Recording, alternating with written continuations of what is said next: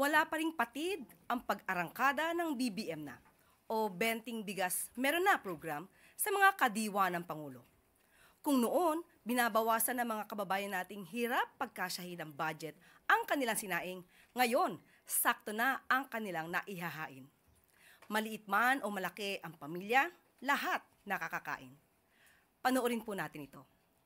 Analipay yun may ngaling abot na ang 20 pesos nga gisaan. Sa atong presidente, salamat kay imo nang gituman ang tag 20 pesos nga bugas. Makakaon na in taon ng mga pobre. Nalipay jud mi nga nanay tag 20 nga bugas.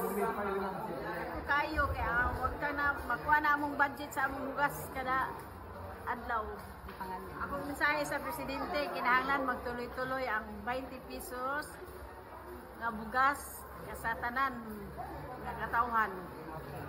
Maora na, sadang salamat. Malaking halaga na matulong sa mga mahirap pariyo namin, mga small farmers, yung maliliit na wala pang gastos. Kami nagpapasalamat kay Pangulong Marcos. Ipadayo na yung programa na contract farming sa mga maliliit na farmers na walang panggastos para makatulong sa aming mga maliliit na mga farmers.